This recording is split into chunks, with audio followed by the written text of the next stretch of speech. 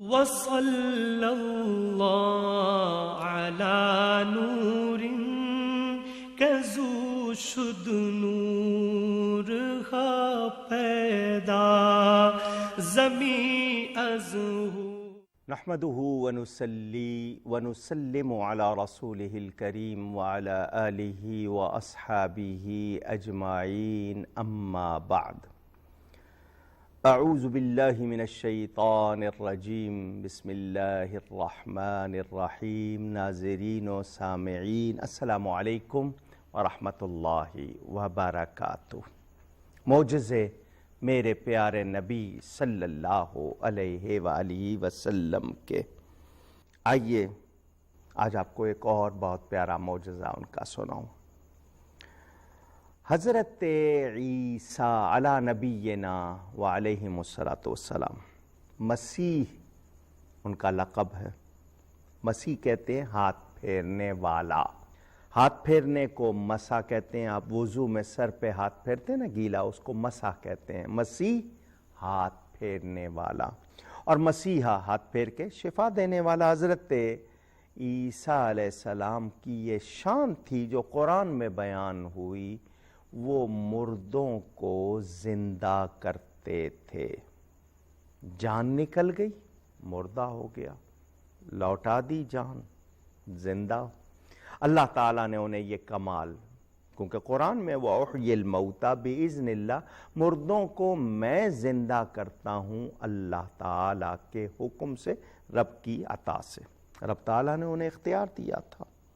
احیائے موتا، بلا شبہ ان کا معجزہ تھا مردوں کو زندہ کرنا، اور وہ بڑی شان والے تھے۔ ان کے بارے میں یہ کہ جی وہ بیماروں کو شفا یاب کرتے تھے۔ بیان قرآن میں میرے پیارے نبی پاک صلی اللہ علیہ وسلم نے بے جان چیزوں کو زندگی بخشی۔ آئیے سنیں۔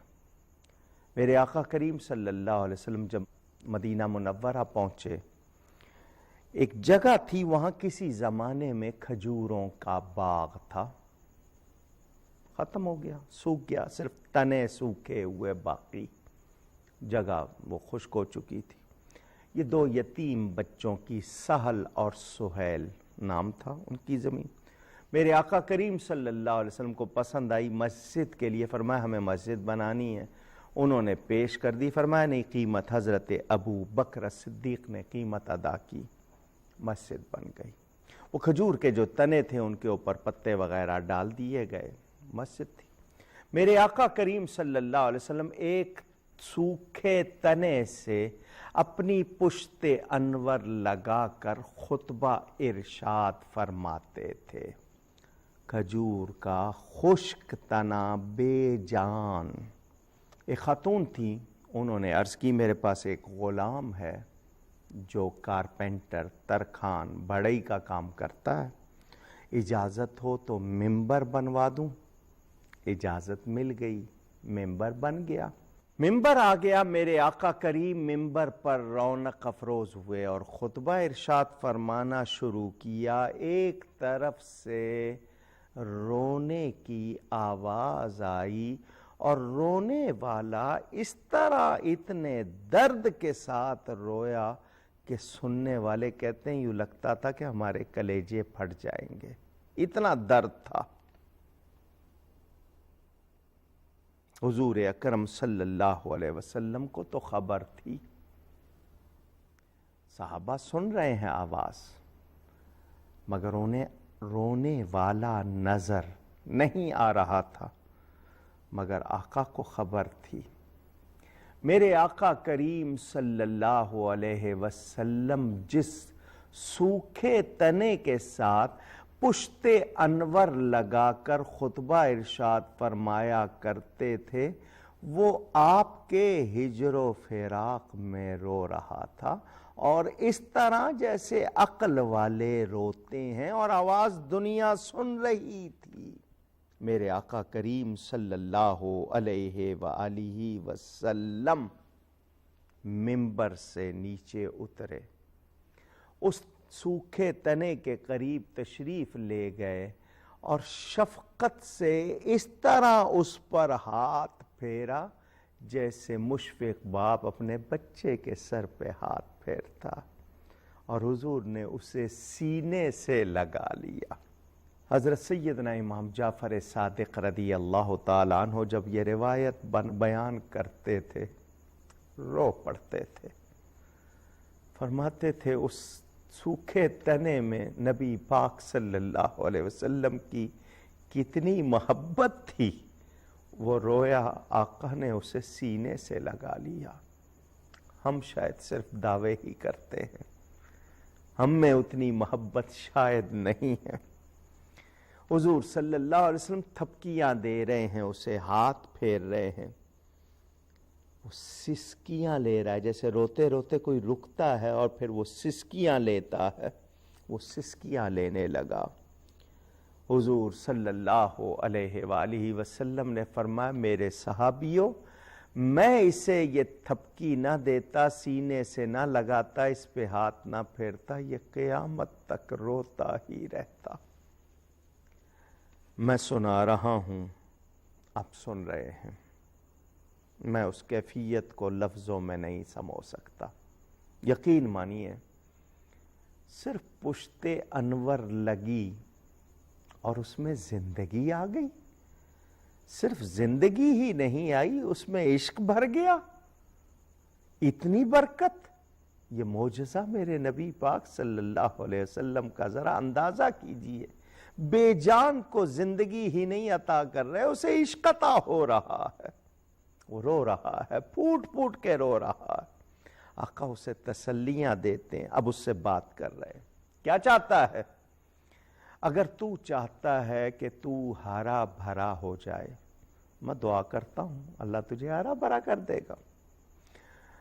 اگر تو یہ چاہتا ہے کہ تجھے پھل لگے، لوگ تیرا پھل کھائیں، تو تیرا پھل لگے گا، لوگ کھائیں گے۔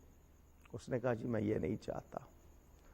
فرمایا تو اگر چاہتا ہے کہ تجھے جنت میں لگا دیا جائے، ذرا دیکھیں عشق مصطفیٰ کی برکتیں، محبت رسول کی برکت بھی ذرا دیکھیے۔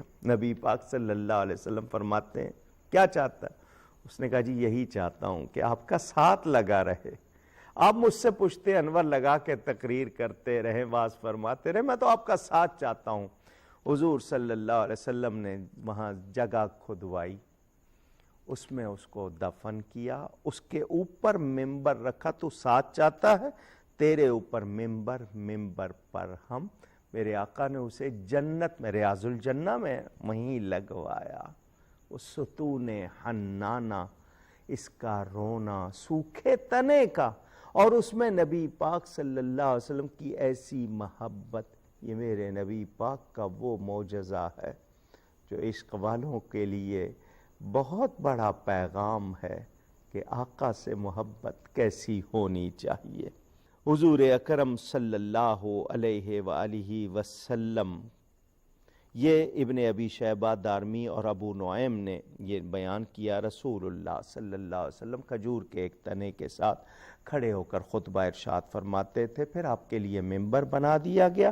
جب آپ ممبر پر رونق افروز ہوئے تو اس تنے نے رونا شروع کیا، جیسے اونٹنی بچے کے لیے بلبلاتی ہے۔ آپ نے اس کو گلے لگایا تو وہ خاموش ہوا۔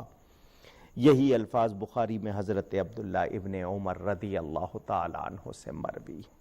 امام احمد نے اس کے حوالے سے مزید تفصیل لکھی ہے اور بیان کیا ہے، یہ ہمیں ملتا ہے۔ حضور صلی اللہ علیہ وسلم کا یہ فرمان مسند احمد، ابن سعد، دارمی، ابن ماجہ، ابو نعیم اور بیہقی میں اس لیے بیان کر رہا ہوں کہ آپ کی تسلی ہو۔ یہ الفاظ ہیں کہ اگر میں اسے سینے سے نہ لگاتا، یہ قیامت تک روتا رہتا۔ توجہ، بہت بڑی بات ہے یہ، میرے آقا کریم صلی اللہ علیہ وسلم کا ارشاد۔ اور دارمی، ترمذی میں یہ الفاظ کہ فراق رسول میں وہ تنا بیل کی طرح چلایا، یہاں تک کہ صحابہ، وہ دوسروں کو رونا آ رہا تھا کہ کون رو رہا ہے اتنے درد سے۔ نبی کریم صلی اللہ علیہ وآلہ وسلم کے لمس، صرف چھونا، آپ کا لباس مبارک لگا، اس سے زندگی آ گئی۔ کتنا بڑا معجزہ۔ میرے آقا کریم کی برکات سے اور کیا کیا ہوا، در و دیوار کا آمین کہنا، پہاڑ کا حرکت کرنا، کھانے کی تسبیح، بڑے معجزات ہیں۔ آئیے آپ کو سناؤں۔ حضور اکرم صلی اللہ علیہ وآلہ وسلم کے چچا زاد بھائی ابن عباس رضی اللہ تعالی عنہما روایت کرتے ہیں، حضرموت کے رؤسا، یہ یمن کا علاقہ، اس کے قریب حضرموت، رؤسا نبی کریم صلی اللہ علیہ وسلم کی خدمت میں حاضر ہوئے۔ ان میں اشعث بن قیس بھی تھے۔ انہوں نے کہا ہم آزمائش کے طور پر ہم نے آپ سے ایک چیز چھپا رکھی ہے۔ حضور صلی اللہ علیہ وسلم کو ٹٹول رہے ہیں، امتحان کر رہے ہیں، اللہ کی پناہ۔ حضور نے فرمایا یہ تو کاہنوں کا کام ہے، اور کاہن اور کہانت دونوں آتش جہنم میں ہوں گے۔ یہ میں نے ٹھہر ٹھہر کر لفظ کہے، ہم لوگ ان باتوں کو شاید تفریح سمجھتے۔ یہ سن کر انہوں نے کہا پھر ہمیں کیسے معلوم ہوگا کہ آپ اللہ کے نبی ہیں؟ ہم نے تو سمجھا چھپی ہوئی چیز، یعنی جو حواس سے غائب ہوں، نبی دیکھیں۔ غیر مسلم بھی جانتے تھے کہ نبی کو اللہ کی عطا سے غیب کی باتیں معلوم ہوتی ہیں، غیب جانتے ہیں۔ اب وہ یہ کہہ رہے ہیں کہ جی ہم کیسے جانیں گے کہ پھر آپ اللہ کے سچے نبی ہیں؟ تو حضور صلی اللہ علیہ وسلم نے کنکریوں کی ایک مٹھی بھر کے فرمایا یہ گواہی دیں گی۔ پتھر، ان کنکریوں نے ان سب کے سامنے تسبیح بھی پڑھی اور نبی پاک صلی اللہ علیہ وسلم کے رسول ہونے کی گواہی دی، تو وہ لوگ ایمان لے آئے۔ حضور صلی اللہ علیہ وسلم جس کو چاہیں زبان دے رہے ہیں۔ خیبر کے علاقے میں ایک یہودیہ عورت زینب نام تھا، اس نے نبی پاک صلی اللہ علیہ وسلم کی دعوت کی۔ بکری کا گوشت بھونا اور اس میں زہر ملا دیا، حضور صلی اللہ علیہ وسلم کو دعوت دی۔ میرے نبی پاک صلی اللہ علیہ وسلم اپنے ایک صحابی حضرت بشر ان کے ساتھ تشریف لے گئے، کھانا رکھ دیا گیا، اس نے زہر ملایا ہوا ہے۔ کیوں؟ اس سے بعد میں پوچھا گیا کیوں زہر ملایا؟ اس نے کہا جی میں یہ جاننا چاہتی ہوں، یہ اگر اللہ کے سچے نبی ہیں تو ان پہ زہر فوراً اثر نہیں کرے گا، اور اگر سچے نبی نہیں ہیں تو میں لوگوں کی جان ان سے چھوڑا دوں گی۔ یہ اس کا پروگرام، معاذ اللہ۔ گوشت رکھ دیا، اس نے بھنا ہوا گوشت، نبی پاک صلی اللہ علیہ وسلم نے ایک لقمہ کھا لیا، اور زہر اس نے ٹھیک ٹھاک، جس کو کہتے ہیں نا بہت کاری، وہ بھرا تھا اس میں۔ صحابی نے کھایا، صحابی کی اسی وقت موت ہو گئی، اتنا سخت زہر۔ حضور صلی اللہ علیہ وسلم ایک لقمہ کھا لیتے ہیں اور ابھی دوسرا لقمہ نہیں لیا، بھنے ہوئے گوشت میں سے آواز آتی ہے یا رسول اللہ صلی اللہ علیہ وسلم مجھے نہ کھائیے، مجھ میں زہر ملا ہوا ہے۔ بھنا ہوا گوشت گواہی دے رہا ہے۔ اے خاتون، تو یہ جاننا چاہتی ہے نا میں اللہ کا نبی ہوں یا نہیں، تو نے زہر ملا کے ٹرائی کرنا چاہا ہے۔ سن، میں اللہ کا وہ نبی ہوں کہ خود بنا ہوا گوشت پکارے گا کہ میں اللہ کا نبی ہوں۔ گوشت کہہ رہا ہے یا رسول اللہ۔ اندازہ کیجئے نبی پاک صلی اللہ علیہ وآلہ وسلم کا معجزہ۔ قاضی ایاز نے، امام قاضی ایاز نے شفا شریف میں حضرت سیدنا امام محمد باقر رضی اللہ تعالیٰ عنہ سے روایت کی کہ نبی پاک صلی اللہ علیہ وسلم کو جب بیماری چھونے آئی تاکہ برکت لے آپ سے، تو جبریل امین انگوروں اور سیبوں کا ایک تھال لے کر حاضر ہوئے۔ نبی کریم صلی اللہ علیہ وسلم کے حوالے سے یہ بھی سنیے، ابو سعید ساعدی رضی اللہ تعالیٰ عنہ سے روایت، نبی پاک صلی اللہ علیہ وسلم نے حضرت عباس سے فرمایا کل آپ اپنے گھر والوں سمیت گھر میں رہیں، میں آپ کے پاس کوئی کام ہے، کل آؤں گا۔ وہ دوسرے دن وہ ان کے لیے عید کے حضور صلی اللہ علیہ وسلم تشریف لائے، دن چڑھے، نبی پاک صلی اللہ علیہ وسلم تشریف لے آئے اور فرمایا السلام علیکم. سب نے جواب دیا. نبی پاک صلی اللہ علیہ وسلم نے فرمایا تم سب کا کیا حال ہے، کیسے ہو؟ ان سب نے عرض کی الحمدللہ. اچھا یہاں ایک بات اور بھی، کچھ لوگوں کی عادت ہے سلام کا جواب بزرگوں کو خواتین کو کریں تو کہتے ہیں جیتے رہو. یہ سلام کا جواب نہیں ہے. پہلے وعلیکم السلام کہیے پھر دعا دیجئے کہ جیتے رہو. یہ جیتے رہو سلام کا جواب نہیں ہوگا. حضور صلی اللہ علیہ وسلم نے حال پوچھا تو حال پہ کیا کہنا چاہیے؟ ہم کہتے ہیں I'm okay, I'm fine، ٹھیک ہے. نہیں، پہلے کیا کہیں؟ الحمدللہ. برکت ہو جائے گی. پھر اس کے بعد آپ کہیے جو کہنا. انہوں نے کہا ہم خیریت کے ساتھ ہیں. آپ نے فرمایا باہم قریب قریب ہو جائیں. تو وہ سب ایک دوسرے کے قریب آ گئے. حضور صلی اللہ علیہ وسلم نے ان سب پر اپنی چادر مبارک پھیلا دی اور دعا فرمائی یہ میرا چچا ہے باپ کی مانند، یہ لوگ میرے اہل بیت ہیں، ان کو آتش جہنم سے بچا جس طرح میں نے اپنی چادر میں ان کو ڈھانک لیا ہے، مولا تو ان کو دوزخ سے بچا. حضور صلی اللہ علیہ وسلم دعا فرما رہے ہیں، چادر ڈال کر در و دیوار سے آواز آ رہی ہے آمین آمین آمین. میں پوچھنا چاہتا ہوں کہاں ہیں کان دیواروں کے؟ ویسے تو کہاوت میں ہے نا دیواروں کے بھی کان ہوتے ہیں، یعنی لوگ دیوار سے کان لگا کے سن لیتے ہیں، مگر دیواریں سن رہی ہیں نبی کی بات اور جواب دے رہی ہیں. یہ میرے نبی کا معجزہ نہیں ہے تو اور کیا؟ یہ حضور صلی اللہ علیہ وسلم کے معجزات، بے جان کو زندگی عطا کرنا. کیا اس نبی، پیارے نبی کی بارگاہ میں ہم یہ عرض نہ کریں کہ آپ بے جان کو زندگی دے دیتے ہیں، مردوں کو جلا دیتے ہیں. ہم اپنے اخلاق میں، کردار میں مردہ ہو چکے ہیں. حضور ہمیں بھی زندگی مل جائے، وہ زندگی جس میں آپ کی محبت ہو، جس میں آپ کی پیروی ہو، جس میں وہ خوبیاں ہوں کہ ہم دنیا کی سب سے بہترین قوم بن جائیں. کاش کہ ہمیں یہ جذبہ ہو اور ہم ایسا کر سکے. تمام لوگوں نے اس کے حوالے سے بہت کچھ لکھا ہے. حضور صلی اللہ علیہ وآلہ وسلم کو اندیکھی مخلوق بھی سلام کرتی تھی اور حضور صلی اللہ علیہ وسلم سے بات بھی کرتی تھی. جہاں تک معجزات کی بات ہے، آپ نے شروع پروگرام سے لے کر اب تک جتنی تفصیل مجھ سے سنی ہے وہ صرف ایک جھلک ہے. میں ایک ہی معجزہ پورا مسلسل بیان کر کے اس کے گوشے، اس کے جزیات اور ان کی تفصیل میں جاتا، شاید سارے پروگرام اسی طرح ہوتے. میں نے آپ کو بتایا میرے نبی پاک صلی اللہ علیہ وسلم سراسر سرتاپا معجزہ ہیں.